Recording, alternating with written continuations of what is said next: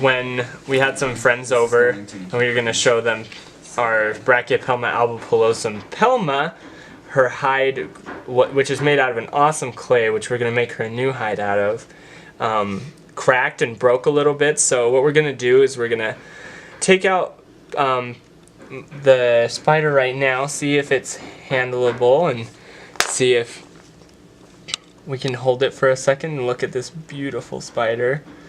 And then we're going to make it a new house. But this is, like I said, this is a Brachypelma albopilosum, the Honduran curly-haired tarantula.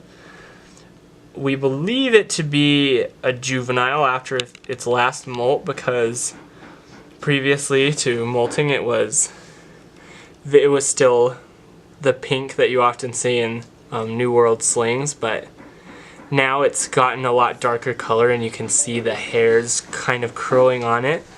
But this is a very, very docile species. I think it tried to kick hairs a little bit at me, like maybe one time, but other than that, it's been a really good spider so far. It was a little bit skittish after it molted and it was getting used to its new enclosure, but again, a very good species, especially for beginners.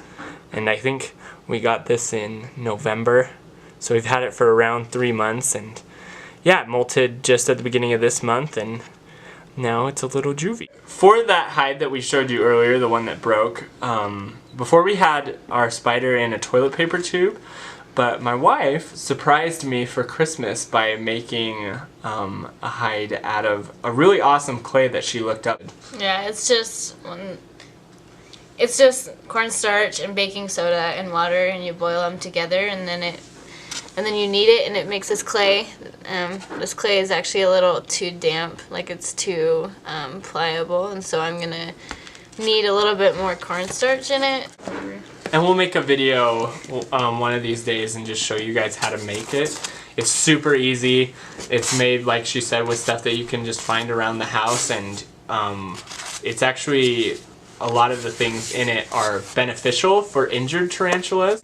They'll put cornstarch or baking soda in the wound to help it sort of heal, and so that helped me feel better about putting it in our tarantula's cage. That way it wouldn't hurt it. One problem we did have with it is it would get soggy. It would get soggy sometimes, and that's kind of what it ended up with it breaking. But the spider loved it. Seriously, when we were feeding it before, it would grab the worm and then it would just kind of sneak back into its hide. It would only come out for food, and so very, very good for your spider. Okay, so now that I have it all kneaded to the consistency that I want, which is thick enough to hold a shape, but also thin enough to be pliable, spread it out into like a little pancake shape so I can spread it out over my mold. For this, I'm just going to use like a regular old deli cup. So now that I have it in a pancake shape, I'm going to put it down over the little deli cup, sort of pushing it down over the sides. But on this edge, I'm going to make a little doorway shape so that the spider can get in, and I want it to be big enough that they can get in, but also small enough that they can feel safe. One of the things that I noticed that our Brachypelma Albopilosum really likes is to be in the dark and like to be completely obscured, not just partially obscured. And so I'm just going to make like a little doorway right here. And yeah, and then I'm just going to let it dry for a day. This is a no-bake clay recipe. So I'm just going to let it dry on this deli cup so that it doesn't fall in. And I covered the deli cup with cornstarch right before starting. And so that makes it easier for me to pull it off in a day. And then after I pull it off, I'm going to turn it upside down and let it dry like that so that the middle can dry. Yeah, that's how I made the hide. Alright, so a few hours after we made that hide with that clay we showed you earlier, it is now dry. So what we're going to do is we're actually going to leave it in the sauce cup because it has been cracking on the top a little bit, so we're going to let it dry for a little bit longer, and so it can get a little bit more solid, but we're just going to slide that in here.